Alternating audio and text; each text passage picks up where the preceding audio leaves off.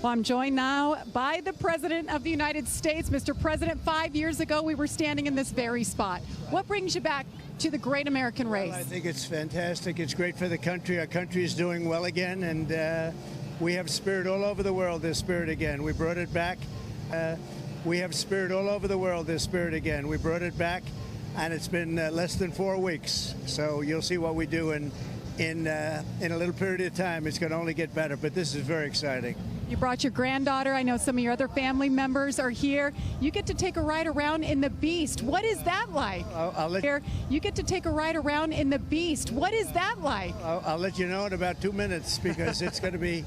They're going to be going quite quickly, I understand. And you just got to meet some of the drivers. Are you going to get on the radio again and talk to them before the start of this? And I say they have a lot of courage doing this. It's I see it, and I've been here, and they have a lot of guts, as they would say.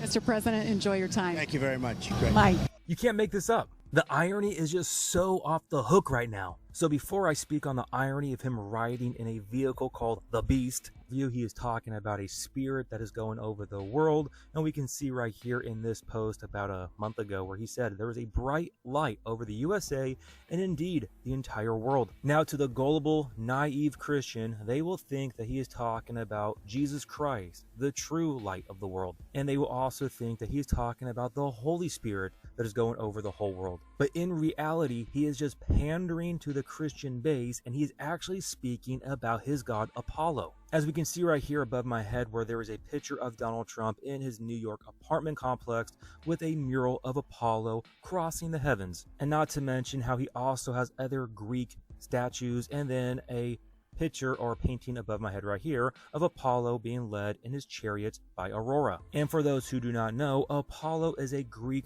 god, the son of Zeus, and he is known as the sun and the light god. Now this is also why we continue to see him talk about this golden age that he is ushering in. I proudly proclaim that the golden age of America is upon us. And this golden age idea goes back to Greek mythology, where it was an age of prosperity where the god Saturn ruled. But the golden age ended when Saturn, Kronos, was overthrown by Jupiter or Zeus, which then brought in the Silver Age. But according to Greek mythology and those in the mystery religions, they are expecting the second coming of Saturn to usher in the golden age, where then Apollo will come and rule and reign.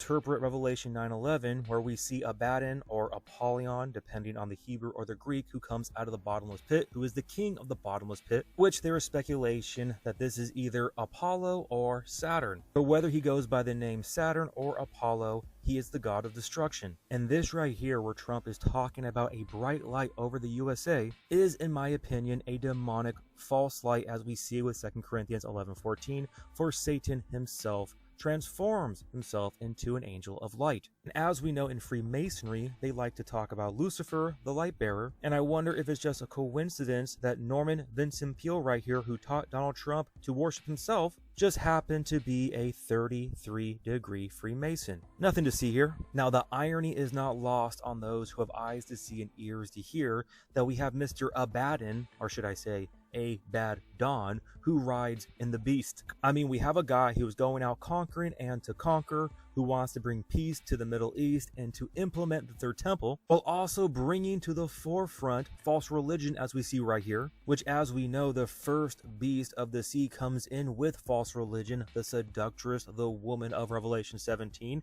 and I saw a woman sitting on a scarlet beast. Also in verse 7, and I will tell you the mystery of the woman, again, false religion, and of the beast that carries her. Now again, the irony is not lost on those who have eyes to see and ears to hear how he literally placed a woman heretical pastor as the head pastor over this faith office, which I will call the false religion office, Miss Paula White Cain. You can't make this up. So with the first beast who is conquering and to conquer with peace and also wants to bring in false religion, we also have this guy over here who literally wants to bring about Mark of the Beast technology. Not to mention how he wants to bring about artificial super intelligence, which will be the false prophet breathing life into the image of the beast. Again, that is in my own personal opinion.